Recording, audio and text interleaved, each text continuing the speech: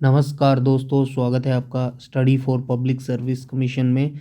Haryana police के लिए हमने ये सीरीज स्टार्ट की हुई है और स्टार्टिंग की हुई है एंशिएंट हिस्ट्री से। हिस्ट्री के यहाँ पे टॉप 500 क्वेश्चन करवाए जा रहे हैं एंशिएंट हिस्ट्री के। इसके बाद इसके मेडिवल हिस्ट्री के करवाए जाएंगे और ऐसे ही मॉडर्न हिस्ट्री के करवाए जाएंगे और ऐसे ही ये सीरीज आगे चलती रहेगी।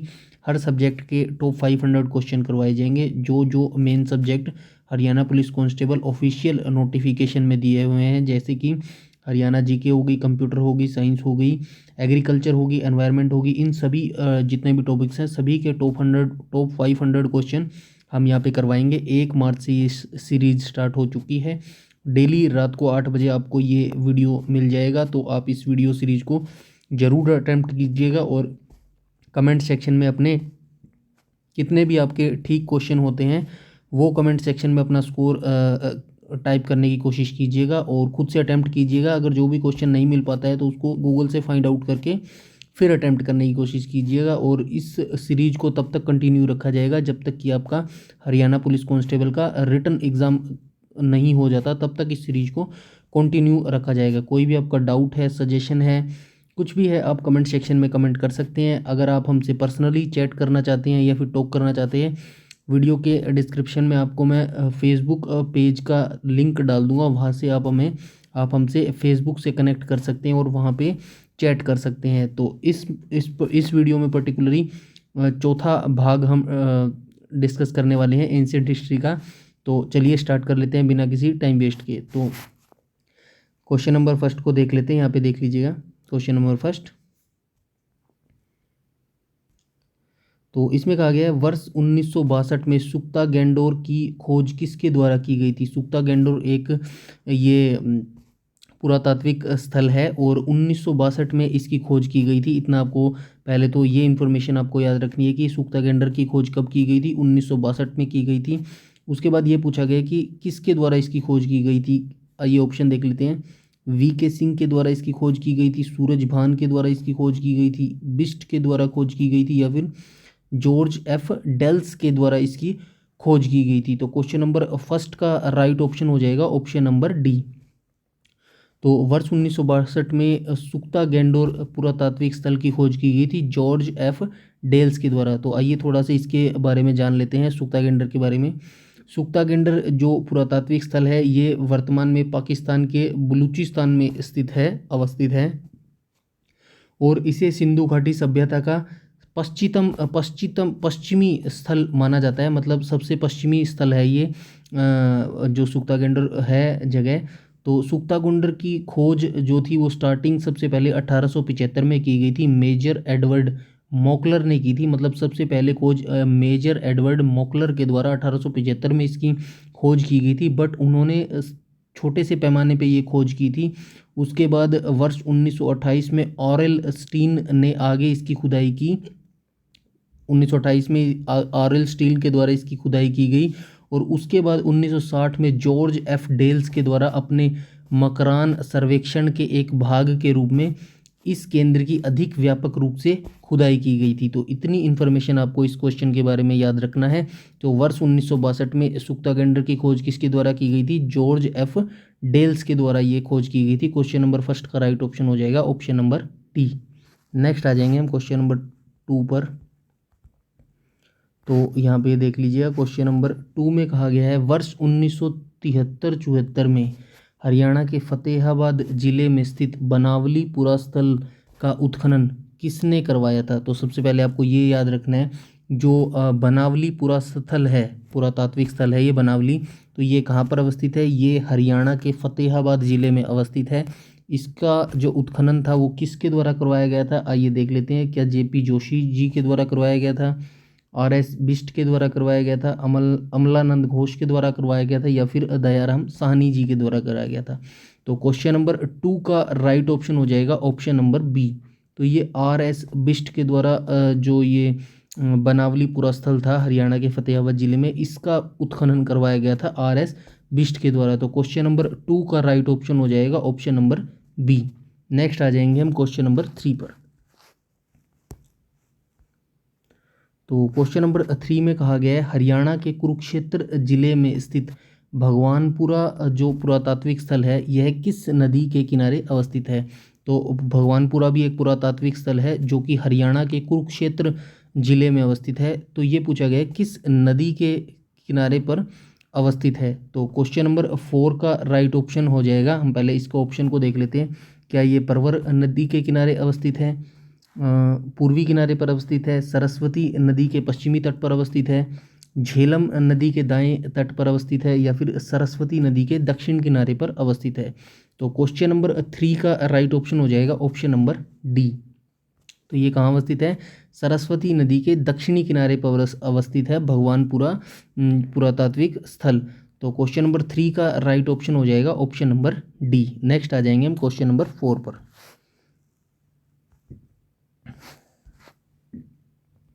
तो क्वेश्चन नंबर 4 में कहा गया भगवानपुरा पुरातात्विक स्थल है जो इसका उत्खनन किसके द्वारा करवाया गया था? तो क्वेश्चन नंबर 4 के ऑप्शन हम देख लेते हैं। क्या जेपी जोशी जी के द्वारा करवाया गया था, वीके सिंह के द्वारा करवाया गया था, अमलान घोष जी के द्वारा करवाया गया था, या फिर दयानंद साहनी जी के द्वारा इसका उत्खनन करवाया गया था? तो क्वेश्चन नंबर 4 का राइट ऑप्शन हो जाएगा ऑप्शन नंबर ए। तो ये जेपी जोशी जी के द्वारा भगवानपुरा पुरातात्विक स्थल है जो उसका उत्खनन करवाया गया था जेपी जोशी जी के द्वारा। तो क्वेश्चन नंबर 4 का राइट ऑप्शन हो जाएगा ऑप्शन नंबर ए। नेक्स्ट आ जाएंगे हम क्वेश्चन नंबर 5 पर। तो यहाँ पे देख लीजिएगा क्वेश्चन नंबर 5 में कहा गया है मिस्र को किस नदी का उपहार कहा गया है? तो किस नदी का उपहार कहा जाता है मिस्र को? जो मिस्र एक वो है देश है, तो इसको किस नदी का उपहार कहा जाता है? तो यहाँ पे ऑप्शन देख लेते हैं। क्या नील को कहा जाता है, नील नदी को कहा जाता है मिस्र का उपहार? उसके बाद नीचे हम ऑप्शन देख लेते हैं। क्या सिंधु नदी को कहा जाता है, या फिर अमेजन नदी को कहा जाता है, या फिर स्वेज नहर को कहा जाता है मिस्र का उपहार? तो राइट ऑप्शन हो जाएगा option number A. Question number 5 का राइट ऑप्शन हो जाएगा ऑप्शन नंबर ए। तो मिस्र को कहा जाता है नील नदी का उपहार। आइए थोड़ी सी इसके बारे में जान लेते हैं। जो मिस्र है उसको नील नदी का उपहार के रूप में जाना जाता है, और जो यूनानी इतिहासकार है हेरोडोट्स था जो इतिहास का पिता कहा जाता है, इन्होंने कहा था मिस्र का नाम नील नदी का उपहार इन्हीं के द्वारा रखा गया था। तो अब आपको कमेंट सेक्शन में ये मुझे बताना है कि जो हेरोडोट्स थे ये कहाँ के निवासी थे, ये आपको फाइंड आउट करके मुझे कमेंट सेक्शन में कमेंट करके बताना है। तो क्वेश्चन नंबर 5 का राइट ऑप्शन हो जाएगा ऑप्शन नंबर ए।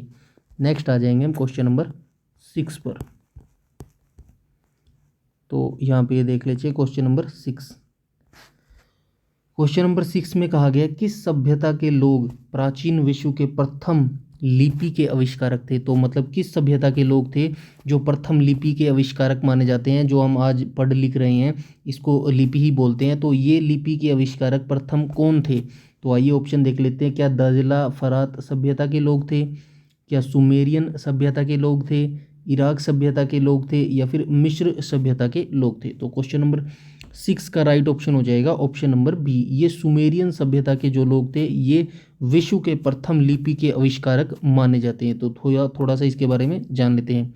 जो संसार की सबसे पुरानी लिपि का जन्म था वो सुमेर में ही हुआ था। सबसे पहले जो मिट्टी होती थी, गीली मिट्टी होती थी, उसकी पट्टियाँ बनाई जाती थी। गीली मिट्टी की पट्टियाँ बनाई जाती थी और उस पर लिखा जाता था। किससे लिखा जाता था? कील, जैसे कील होती है ना, कील के आकार के कील के जैसा एक औजार होता था, उससे गोद कर लिखा जाता था मिट्टी की पट्टियों पर।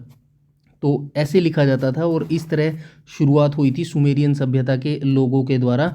और इस जैसे कि कील के जैसे औजार से लिखते थे, तो इसी के लिए इसे कीलाक्षर लिपि भी कहा जाता था। तो इतना आपको यहाँ पे याद रखना है। क्वेश्चन नंबर 6 का राइट ऑप्शन हो जाएगा ऑप्शन नंबर बी। किस सभ्यता के लोग प्राचीन विश्व के प्रथम लिपि के आविष्कारक थे? तो ये सुमेरियन सभ्यता के लोग थे। तो आइए क्वेश्चन नंबर 7 पर आ जाते हैं। क्वेश्चन नंबर 7 में कहा गया सिंधु सभ्यता थी, तो सिंधु सभ्यता कैसी थी? पितृसत्तात्मक थी, मातृसत्तात्मक थी, दोनों थी, या फिर इनमें से कोई नहीं? तो क्वेश्चन नंबर 7 का राइट ऑप्शन हो जाएगा ऑप्शन नंबर बी। जो सिंधु सभ्यता थी वो मातृसत्तात्मक सभ्यता थी। तो क्वेश्चन नंबर 7 का राइट ऑप्शन हो जाएगा ऑप्शन नंबर बी। नेक्स्ट आ जाएंगे हम क्वेश्चन नंबर 8 पर। तो क्वेश्चन नंबर 8 में कहा गया है सिंधु सभ्यता के लोग कैसा भोजन करते थे? क्या जो जो सिंधु सभ्यता के लोग थे क्या वो शाकाहारी थे, क्या वो मांसाहारी थे, क्या वो शाकाहारी और मांसाहारी दोनों थे, या फिर इनमें से कोई नहीं। तो क्वेश्चन नंबर 8 का राइट ऑप्शन हो जाएगा ऑप्शन नंबर सी। तो ये दोनों टाइप के लोग थे, शाकाहारी भी थे और मांसाहारी थे। मतलब शाकाहारी भी भोजन करते थे, मतलब जो जानवर थे उनका शिकार करके उनको खाते थे, और जो मतलब और जो शाकाहारी थे वो भी थे, फल फ्रूट और सब्जियां भी वो खाते थे। तो दोनों प्रकार के सिंधु सभ्यता के लोग थे, शाकाहारी और मांसाहारी। क्वेश्चन नंबर 8 का राइट ऑप्शन हो जाएगा ऑप्शन नंबर सी। नेक्स्ट आ जाएंगे हम क्वेश्चन नंबर 9 पर। तो क्वेश्चन नंबर 9 में कहा गया जो सिंधु सभ्यता का प्रमुख खेल था वो कौन सा था। सिंधु सभ्यता के लोग क्या खेलना पसंद करते थे, क्या शतरंज खेलना पसंद करते थे, लूडो खेलना पसंद करते थे, पासा खेलते थे, या फिर सभी खेल खेलते थे। तो क्वेश्चन नंबर 9 का राइट ऑप्शन हो जाएगा ऑप्शन नंबर सी। तो सिंधु सभ्यता के लोग थे वो, उनका जो प्रमुख खेल था वो पासा था। तो क्वेश्चन नंबर 9 का राइट ऑप्शन हो जाएगा ऑप्शन नंबर सी। नेक्स्ट आ जाएंगे हम क्वेश्चन नंबर 10 पर। तो क्वेश्चन नंबर 10 में कहा गया सिंधु घाटी सभ्यता के लोग का मुख्य खाद्यान्न कौन सा था। जो सिंधु घाटी सभ्यता के लोग थे उनका जो खाना था वो क्या था, मुख्य खाना क्या खाते थे वो, ये पूछा गया है। तो गेहूं और जौ। नेक्स्ट ऑप्शन देख लेते हैं ऑप्शन बी को। ऑप्शन बी में कहा गया है चावल और मक्का, गेहूं और मक्का, या फिर दाल और मक्का। तो क्वेश्चन नंबर 10 का राइट ऑप्शन हो जाएगा ऑप्शन नंबर ए हो जाएगा ये। तो क्वेश्चन नंबर 10 का राइट ऑप्शन हो जाएगा ऑप्शन नंबर ए। जो सिंधु घाटी सभ्यता के लोग थे उनका जो मुख्य खाद्यान्न था वो था गेहूं और जौ। नेक्स्ट आ जाएंगे हम क्वेश्चन नंबर 11 पर। तो यहाँ पे देख लीजिए क्वेश्चन नंबर 11। तो क्वेश्चन नंबर 11 में कहा गया है सर्वप्रथम किस सभ्यता के लोगों ने कपास की खेती आरंभ की थी। तो क्या सिंधु सभ्यता के लोगों ने कपास की खेती प्रारंभ की थी, मेसोपोटामिया के लोगों ने की थी, मिस्र के लोगों ने की थी, या फिर नील के लोगों ने की थी। तो सर्वप्रथम किस सभ्यता के लोगों ने कपास की खेती आरंभ की थी, तो ये की थी क्वेश्चन नंबर 11 का राइट ऑप्शन हो जाएगा ऑप्शन नंबर ए। ये सिंधु सभ्यता के लोग थे जिन्होंने सर्वप्रथम कपास की खेती आरंभ की थी। तो क्वेश्चन नंबर 11 को थोड़ा सा जानने की कोशिश करते हैं। जो सिंधु घाटी सभ्यता थी, जो ये सिंधु घाटी सभ्यता थी वो 5,000 साल पहले, मतलब 5,000 साल पहले से कपास की खेती के सबूत मिल चुके हैं। मतलब जो पुरातात्विक लोग ये खोज करते रहते हैं, इन्होंने ऐसे साक्ष्य जुटाए हैं जिससे पता चलता है कि सिंधु घाटी सभ्यता के लोग 5,000 साल पहले से कपास की खेती करते थे। इसका जिक्र है जो वो ऋग्वेद में भी मिलता है, मतलब कपास की खेती का जो जिक्र है वो ऋग्वेद में भी मिलता है। और माना जाता है कि ऋग्वेद के दूसरे मंडल की रचना किसने की थी, ऋषि गुत्समद के द्वारा की गई थी। और वहाँ पे भी उनके द्वारा कपास की खेती की शुरुआत की थी, और उनके रेशे से जो उन्होंने रेशा तैयार किया था उससे सूत भी तैयार किया गया था। तो इतना आपको याद रखना है, ऋग्वेद का जो दूसरा मंडल है उसकी रचना किसने की थी, ऋषि गुत्समद ने की थी। और गुत्समद ने ही पहली बार कपास की खेती की थी, ऐसा ऋग्वेद में लिखा हुआ है। और कपास की खेती शुरुआत की थी और उनके रेशे से सूत भी तैयार किया गया था। तो ये आपको यहाँ पे याद रखना है। तो इसका राइट ऑप्शन हो जाएगा ऑप्शन नंबर ए, सिंधु। तो सर्वप्रथम किस सभ्यता के लोगों ने कपास की खेती की थी, सिंधु सभ्यता के लोगों ने की थी। नेक्स्ट आ जाएंगे हम क्वेश्चन नंबर 12 पर।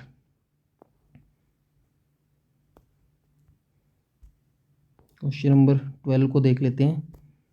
यहाँ पे क्वेश्चन नंबर 12 है। क्वेश्चन नंबर 12 में कहा गया भारत में कपास की खेती का प्रारंभ कब से माना जाता है। तो भारत में कब से हो गया था कपास की खेती का प्रारंभ, 4,000 ईसा पूर्व, ऑप्शन बी है 3,000 ईसा पूर्व, ऑप्शन सी 2,500 ईसा पूर्व, ऑप्शन डी 3,000 ईसा पूर्व। ये ऑप्शन बी और डी सेम हो गए हैं, कोई बात नहीं, हम देख लेते हैं। क्वेश्चन नंबर 12 का राइट ऑप्शन हो जाएगा ऑप्शन नंबर बी। ये 3,000 ईसा पूर्व भारत में कपास की खेती का प्रारंभ माना जाता है। मतलब 3,000 ईसा पूर्व से 3,000 ईसा पूर्व के आसपास भारत में कपास की खेती का प्रारंभ हो गया था। तो क्वेश्चन नंबर 12 का राइट ऑप्शन हो जाएगा ऑप्शन नंबर बी। नेक्स्ट आ जाएंगे हम क्वेश्चन नंबर 13 पर। तो क्वेश्चन नंबर 13 में कहा गया सिंधु सभ्यता का प्रमुख उद्योग कौन सा था। मतलब जो सिंधु सभ्यता के लोग थे वो कौन सा व्यापार करते थे, किस चीज़ का व्यापार करते थे, क्या कढ़ाई बुनाई या जो भी था, किस चीज़ में वो निपुण थे। तो आइए देख लेते हैं, क्या वो नील उद्योग का व्यापार करते थे, सीप उद्योग का व्यापार करते थे, कृषि उद्योग का व्यापार करते थे, या फिर मोती उद्योग का व्यापार करते थे। तो क्वेश्चन नंबर 13 का राइट ऑप्शन हो जाएगा ऑप्शन नंबर सी। तो ये कृषि का उद्योग था, जो ये इनका मेन उद्योग था। सिंधु सभ्यता के लोग क्या मेन उद्योग था इनका? कृषि उद्योग था। तो क्वेश्चन नंबर 13 का राइट ऑप्शन हो जाएगा ऑप्शन नंबर सी। आइए थोड़ा सा इसके बारे में जान लेते हैं। जो सिंधु घाटी सभ्यता का लोग था, उनका मुख्य व्यवसाय था जो वो कृषि ही था, और जो इनमें मुख्य कृषि था, कृषि के अंदर उनकी जो मुख्य फसलें थी वो कौन कौन सी थी? गेहूं हो गया, जौ हो गए, चावल हो गए, खजूर हो गए, सरसों हो गए और कपास हो गई। ये इनके जो मेन फसलें होती थी सिंधु घाटी सभ्यता के लोगों की। तो क्वेश्चन नंबर 13 का राइट ऑप्शन हो जाएगा ऑप्शन नंबर सी। नेक्स्ट आ जाएंगे हम क्वेश्चन नंबर 14 पर। तो क्वेश्चन नंबर 14 में कहा गया लोथल तथा बालाकोट किस उद्योग के लिए प्रसिद्ध है?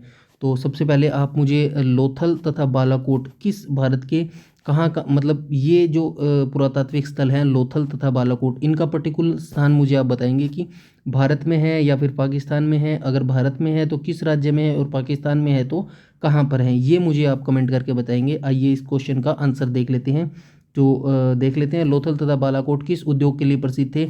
नील उद्योग के लिए प्रसिद्ध थे, सीप उद्योग के लिए प्रसिद्ध थे, कपास उद्योग के लिए प्रसिद्ध थे, या फिर इनमें से कोई नहीं। तो क्वेश्चन 14 का राइट ऑप्शन हो जाएगा ऑप्शन नंबर बी। ये सीप उद्योग के लिए प्रसिद्ध थे। जो लोथल और बालाकोट जो पुरातात्विक स्थल थे, ये उस समय के सीप उद्योग के लिए प्रमुख होते थे, प्रमुख स्थान होते थे सीप उद्योग के लिए। मतलब यहाँ से सीप उद्योग भेजा भी जाता था और लाया भी जाता था। तो ये एक तरह से आप बंदरगाह मान सकते हैं कि यहाँ पे लोथल तथा बालाकोट में बंदरगाह होते थे और ये सीप उद्योग के लिए थे। नेक्स्ट हम देख लेंगे क्वेश्चन नंबर 15 को। तो क्वेश्चन नंबर 15 में कहा गया सिंधु सभ्यता में सर्वाधिक मोहरें डैश की बनी होती थी। जो सिंधु सभ्यता में मोहरें होती थी वो किस चीज़ की बनी होती थी? क्या वो लोहे की बनी होती थी, ताम्र की बनी होती थी, तांबे की बनी होती थी, या फिर सोने की बनी होती थी? तो यही पूछने की कोशिश की गई है कि जो सिंधु सभ्यता की में जो मोहरें होती थी वो किस चीज़ की बनी होती थी? क्या वो ताम्र की बनी होती थी, तांबे की बनी होती थी? आगे देख लेते हैं ऑप्शनों को। क्या वो सेल खड़ी की बनी होती थी, सोने की बनी होती थी, या फिर चमड़े की बनी होती थी? तो क्वेश्चन नंबर 16 माफ़ कीजिएगा 15 का राइट ऑप्शन हो जाएगा ऑप्शन नंबर बी। तो ये सेल खड़ी की बनी होती थी क्वेश्चन नंबर 15 का। तो क्वेश्चन नंबर 15 का राइट ऑप्शन हो जाएगा option number C, option number B, सेल खड़ी हो जाएगा। आइए एक बार और देख लेते हैं इसको। तो सिंधु सभ्यता में सर्वाधिक मोहरें किसकी बनी होती थी? ये सेल खड़ी की बनी होती थी। क्वेश्चन नंबर 16 पे आ जाएंगे हम। तो क्वेश्चन नंबर 16 में कहा गया सिंधु सभ्यता के मोहरों पर सर्वाधिक किस पशु का चित्र अंकित है? जो सिंधु सभ्यता के लोग होते थे उसमें जो मोहरें होती थी उस पर जो किस पशु का चित्र अंकित होता था? क्या हिरण का चित्र अंकित होता था? क्या शेर का चित्र अंकित होता था? क्या एक सींग वाले बैल का चित्र उत्पन्न होता था उसके अंदर, या फिर कुत्ते का चित्र अंकित होता था? तो क्वेश्चन नंबर 16 का राइट ऑप्शन हो जाएगा ऑप्शन नंबर सी। तो ये एक सींग वाले बैल का जो चित्र होता था वो सिंधु सभ्यता के जो मोहरें होती थी उन पर अंकित होता था। तो क्वेश्चन नंबर 16 का राइट ऑप्शन हो जाएगा ऑप्शन नंबर सी। नेक्स्ट आ जाएंगे हम क्वेश्चन नंबर 17 पर।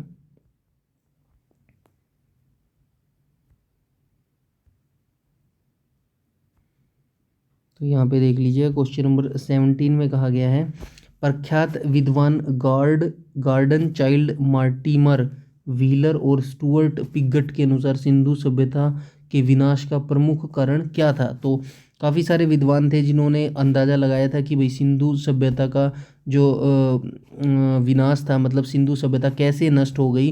तो सभी विद्वानों का अलग अलग मत था। तो यहाँ पे जो दो विद्वान हैं गार्डन चाइल्ड माइटमर और व्हीलर और स्टुअर्ट पिगट, ये जो दो महान महोदय हैं, इनके द्वारा सिंधु सभ्यता का विनाश के क्या कारण थे? तो आइए देख लेते हैं। क्या आर्यों का आक्रमण के कारण हुई थी क्या बाढ़ के कारण हुआ था, क्या फिर अकाल के कारण हुआ था, या फिर सभी के कारण हो गया था? तो क्वेश्चन नंबर 17 का जो राइट ऑप्शन है वो हो जाएगा ऑप्शन नंबर ए। तो गार्डन चाइल्ड माइट व्हीलर और स्टुअर्ट पिगट के अनुसार सिंधु सभ्यता का जो विनाश था वो आर्यों के आक्रमण के वजह से हुआ था। जो आर्यों का आक्रमण हो गया था इसी वजह से सिंधु सभ्यता का जो विनाश हो गया था। तो क्वेश्चन नंबर 17 का राइट ऑप्शन हो जाएगा ऑप्शन नंबर ए, आर्यों का आक्रमण। नेक्स्ट आ जाएंगे हम क्वेश्चन नंबर 18 पर। तो क्वेश्चन नंबर 18 में कहा गया है सिंधु घाटी की सभ्यता थी। तो सिंधु घाटी की जो सभ्यता थी क्या वो नगरीय थी, क्या वो ग्रामीण थी, क्या वो दोनों थी, या फिर इनमें से कोई नहीं। तो क्वेश्चन 18 का जो राइट ऑप्शन हो जाएगा वो हो जाएगा ए, नगरीय। तो सिंधु घाटी सभ्यता थी जो वो थी वो नगरीय थी। नेक्स्ट आ जाएंगे हम क्वेश्चन नंबर 19 पर। तो क्वेश्चन नंबर 19 में पूछा गया है आर्य सभ्यता कैसी थी। तो आर्य सभ्यता कैसी थी, नगरीय थी, ग्रामीण थी, दोनों थी, या फिर इनमें से कोई नहीं। तो क्वेश्चन नंबर 19 का राइट ऑप्शन हो जाएगा ऑप्शन नंबर बी। तो ये जो आर्य सभ्यता थी वो ग्रामीण थी। तो देख लीजिए जो आर्य सभ्यता बाद में आई है सिंधु घाटी सभ्यता के, तो पहले लोग शिक्षित थे, लोगों को जानकारी थी। तो जो सिंधु घाटी सभ्यता थी वो तो देख लीजिएगा नगरीय थी, और जो उसके बाद जो सभ्यता आई आर्य सभ्यता आई, मतलब आर्य के लोगों की वजह से ही जो आर्यों का आक्रमण हुआ था उसकी वजह से सिंधु घाटी सभ्यता का विनाश हो गया था। और उसके बाद जो सभ्यता आई आर्य सभ्यता वो एक ग्रामीण सभ्यता थी। तो ये आप थोड़ा सा ध्यान में रखिएगा। नेक्स्ट आ जाएंगे हम क्वेश्चन नंबर 20 पर। क्वेश्चन नंबर 20 में कहा गया ये देख लीजिएगा किस प्रख्यात विद्वान का विचार है कि हड़प्पा सभ्यता का उद्भव पूर्व हड़प्पा सभ्यता की पूर्व परिपक्वता परिणाम स्वरूप हुआ था। तो यह किस जो विद्वान थे उनका मत था, किन महोदय का विद्वान मत था। क्या आर.एस. बिष्ट के द्वारा ऐसा कहा गया था, क्या V.K. गुप्ता के द्वारा किया कहा गया था, क्या अमलानंद घोष जी के द्वारा कहा गया था, या फिर बनवारी लाल जी के द्वारा कहा गया था। तो क्वेश्चन नंबर 20 का राइट ऑप्शन हो जाएगा ऑप्शन नंबर सी। तो ये अमलानंद घोष जी के द्वारा कहा गया था कि जो हड़प्पा सभ्यता का जो उद्भव था वो पूर्व हड़प्पा सभ्यता की पूर्व परिपक्वता का परिणाम स्वरूप ही था। तो क्वेश्चन नंबर 20 का राइट ऑप्शन हो जाएगा ऑप्शन नंबर सी। तो क्वेश्चन नंबर 20 का राइट ऑप्शन हो जाएगा ऑप्शन नंबर सी, ये हो जाएगा अमलानंद घोष जी के द्वारा ऐसा कहा गया था। तो नेक्स्ट आ जाएंगे हम क्वेश्चन नंबर 21 पर। यहाँ पे ये देख लीजिएगा क्वेश्चन नंबर 21।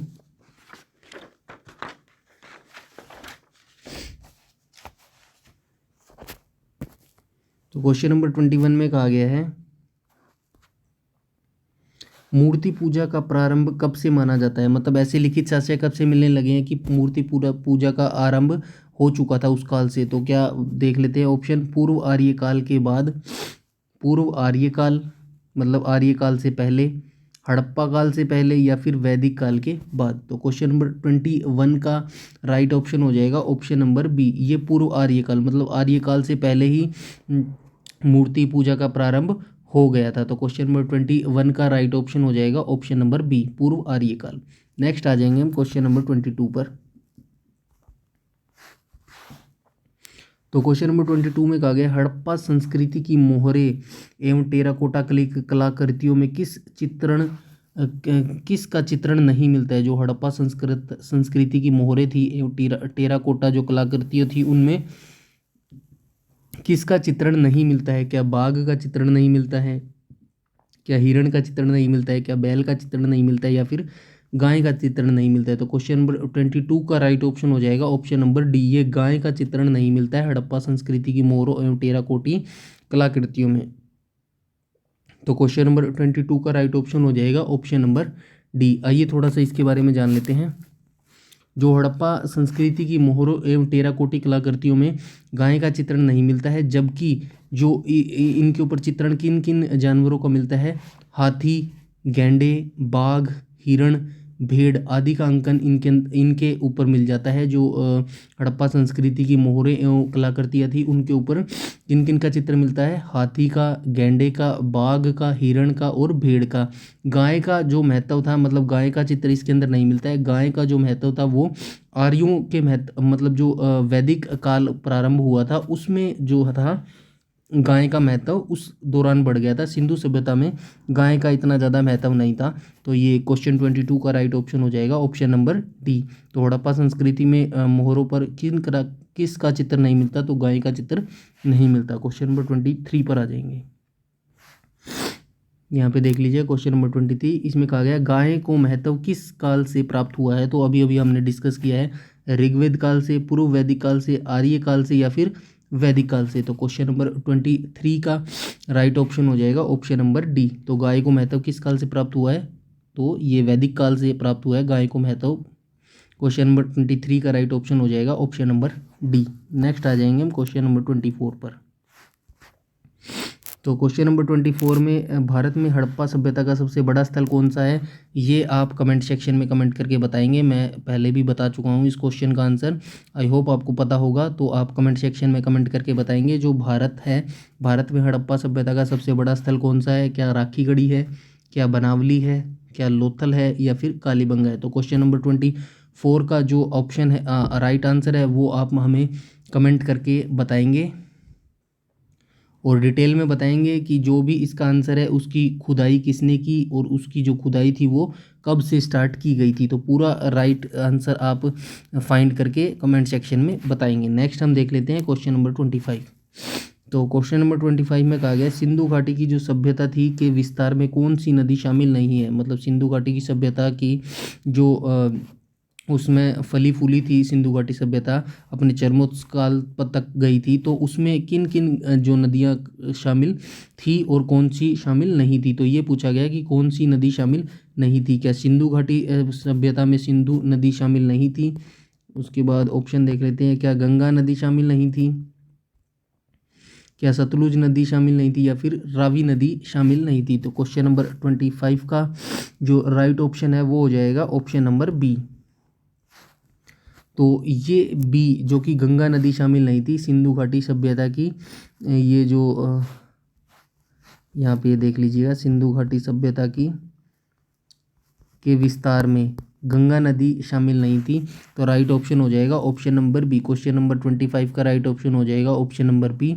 तो आइए थोड़ा सा इसके बारे में बात कर लेते हैं। जो इस सभ्यता का विकास जो हुआ था वो सिंधु और घग्गर, जिसे हाकड़ा भी कहते हैं, इसे प्राचीन सरस्वती भी माना जाता है, नदी के किनारे हुआ था। मतलब जो सिंधु घाटी सभ्यता थी इसका मेनली जो नदियाँ थी वो सिंधु और घग्गर थी और इन्हीं के किनारे ये फली फूली थी और ये इसकी मेन नदियाँ थी। तो क्वेश्चन नंबर 25 का राइट ऑप्शन हो जाएगा ऑप्शन नंबर बी। गंगा नदी का कोई संबंध नहीं है सिंधु घाटी सभ्यता से, तो ये इसका आंसर हो जाएगा। ये 25 क्वेश्चन थे आज के भाग 4 के एंशिएंट हिस्ट्री के जो हमने यहाँ पे डिस्कस किए।